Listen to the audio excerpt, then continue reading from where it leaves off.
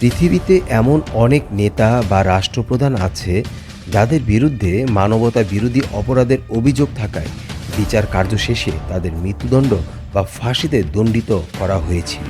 আজ আমরা জানব সেই সব নেতা বা রাষ্ট্রপ্রধানদের কথা যাদের বিচার কার্য শেষে মৃত্যুদণ্ড বা ফাঁসিতে দণ্ডিত করা হয়েছিল। আমাদের লিস্টের ১ নম্বরে রয়েছে ইরাকের Saddam Hossain. Saddam Hussein. Saddam Hussein. Saddam Hussein. Saddam Hussein. Saddam Hussein.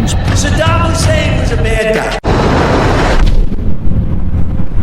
Saddam Hossain ইরাকের তিরকিট-এ ২৮শে এপ্রিল ১৯৩৭ সালে এক গরিব কৃষকের ঘরে জন্মগ্রহণ করেন।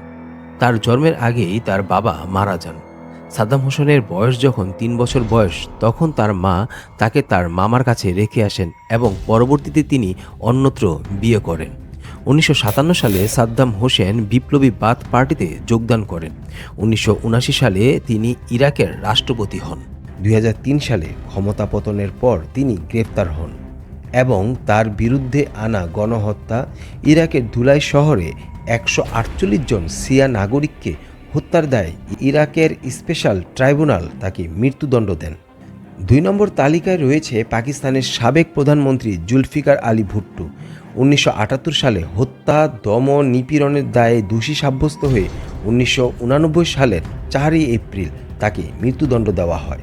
রোমানিয়ার নিকোলিয়ে সিয়াউস্কিকো ২৫শে ডিসেম্বর ১৯৮৯ সালে রাষ্ট্রদ্রোহ, ক্ষমতার অপব্যবহার, জনগণের বিরুদ্ধে ব্যাপক হত্যাকাণ্ডের দায়ে দ্রুত সামরিক ট্রায়াল শেষে তাকে ও তার স্ত্রীকে গুলি করে হত্যা করা হয়। ৪ নম্বর তালিকায় রয়েছে হাঙ্গেরির ফেরেয়ানজো সাজাসি।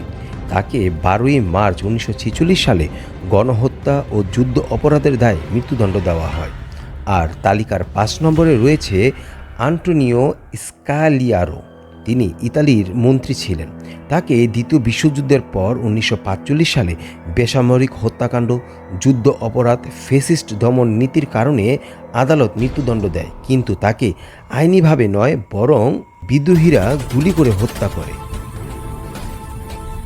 তাছাড়া ইতিহাসে অনেক স্বৈরশাসক নিহত হয়েছে, কিন্তু আদালতের রায়ের মাধ্যমে নয়। যেমন ইতালির মুসলিম, তিনি জনগণের হাতে নিহত হন।